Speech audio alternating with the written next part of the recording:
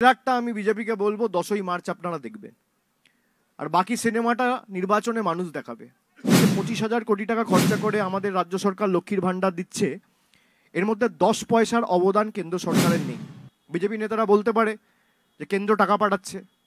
আমি আপনাদের সামনে বলছি, যদি কোনো বিজেপি নেতা বলে যে এই 25,000 কোটি টাকা লক্ষ্মীর ভান্ডার মমতা বন্দ্যোপাধ্যায় দিচ্ছে, এখানে 10 পয়সার অবদান বিজেপির কেন্দ্রের সরকারের রয়েছে, বা এই যে 2800 কোটি টাকা খরচা করে 59 লক্ষ শ্রমিককে তার বকেয়া 2 বছরের পাওনা ফিরিয়ে দেওয়া হচ্ছে, তার মধ্যে 10 পয়সার অবদান যদি কেন্দ্র সরকারের থাকে, সরাসরি বিজেপির নেতাকে অনুরোধ করব যে আপনি চ্যানেল সঞ্চালক সময় জায়গা ঠিক করুন, আমি যাব তথ্য নিয়ে।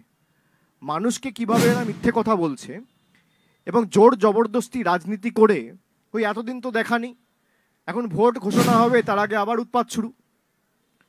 2 বছর কোথায় ছিলেন? 2021 তো নির্বাচন হয়েছে, 21 থেকে 22, 22 থেকে 23, 23 থেকে 24, প্রায় 2.5 বছর। কবার দেখা গেছে এদেরকে?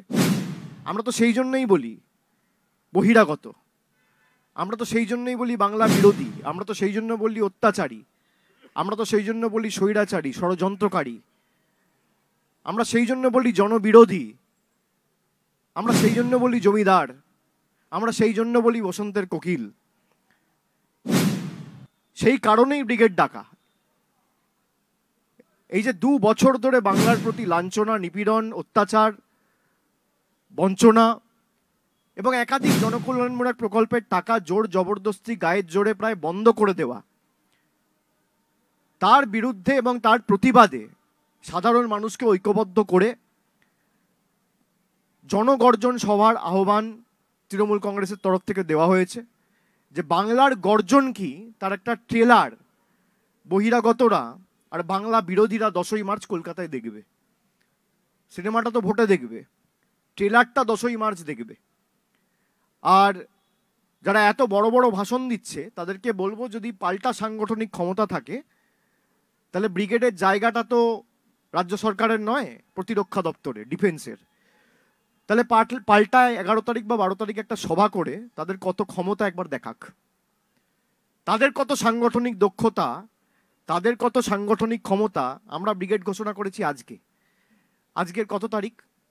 25 তারিখ। 4 দিনে এই মাস শেষ, 29 তারিখের মাস, 29 দিনের মাস, কার্যত 2 সপ্তাহর কম সময়।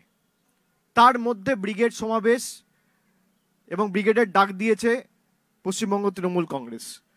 সেখানে প্রধান বক্তা হিসেবে উপস্থিত থাকবেন মমতা বন্দ্যোপাধ্যায়, আমরা নিজেরা সবাই থাকবো, সাংসদ বিধায়ক সকলে থাকবে।